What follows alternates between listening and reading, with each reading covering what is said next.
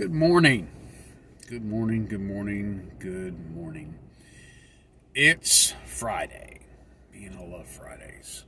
But this week has just absolutely flown by. You have no idea how busy I've been. I guess time flies when you're having fun, right? So I don't know if I've been having fun, but I've been busy. These days have just flown by. Man, I got home last night. I was exhausted. Still feeling a little drained today, but it's Friday, and Friday means pizza tonight. So anxious to get this day underway and get home. And me and the boys, we have pizza night on Friday night. So that's always a good thing. So I got to get right into it this morning because I got to meet Honey. I got to meet my honey in town. She's already left, actually. So we got to drop a car off at our mechanic and losing a little water. Just got a water leak somewhere, so we got to get it looked at. So I've got to go meet her so that we can get that fixed. So I got to get right into it this morning. Reading through in the book of Leviticus. So in Leviticus chapter 6 this morning, saw this verse 13. It says, "The fire shall ever be burning upon the altar, and it shall never go out." Never go out. Now, what he's talking about specifically in chapter 6 is the burnt offering. There were 5 different offerings, basically, that could be presented to the high priest. 2 of them, though, you had a burnt offering, you had a sin offering. Now, here's the difference between a burnt offering and a sin offering. Sin offering was for a specific sin, maybe they just went across the street and just smacked their neighbor in the head. Maybe they deserved it. I don't know. But it was just for a specific sin. They would bring a sacrifice to the high priest for a specific sin that they had committed. But the burnt offering was for sin in general. Sin in general. And so the idea here is that they would bring the ram or the animal, whatever it was, skin it, the blood would be drained, and then the animal would be dissected into pieces and consumed completely upon the altar for sin. And the purpose of the burnt offering was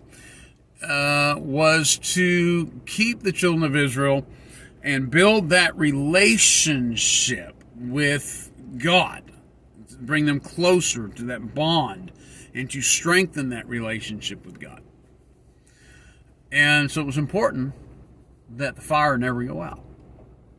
Now, if we take that same application and move it forward today, think about this for a minute.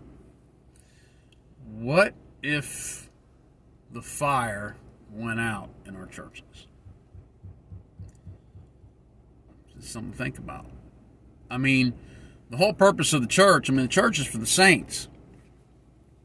So if the church is for the saints, what if that fire went out? What if there was nobody to preach? What if there's nobody to teach? What if there's nobody to just share and expound on the Word of God? That relationship that we, the Christian, have with God, we would begin to see it break down. And it doesn't take very long to just look at the world today, in the shape that our world is in, the shape that our nation is in. All we got to do is just turn the news on, look at a newspaper, and it becomes very evident very quickly that it almost seems like the fire's going out. It really does. It just seems like the fire's going out. So it's important that we don't let the fire go out. Don't ever let the fire go out. We need to stay on fire for Jesus.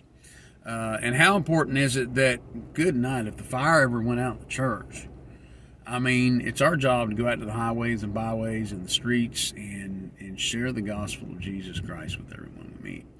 But if that fire goes out, if that fire ever goes out, wow, that would be a tragic thing. How would people come to the saving knowledge of Jesus Christ? And how would they have that relationship with Christ? And that's what that's what they're talking about here in Leviticus chapter 6. I understand it's Old Testament, but the application still applies to us today. We should never let that fire go out. It's pretty good stuff right there in Leviticus chapter 6, verse, I believe it's verse 13. Yes, verse 13. All right, that's it. That's thought for the day. Just a thought, but it is a good thought. So hopefully everybody has a great day today. I've got to get moving. Don't forget, new series on Sunday mornings, 9 a.m., Growing Ambassador.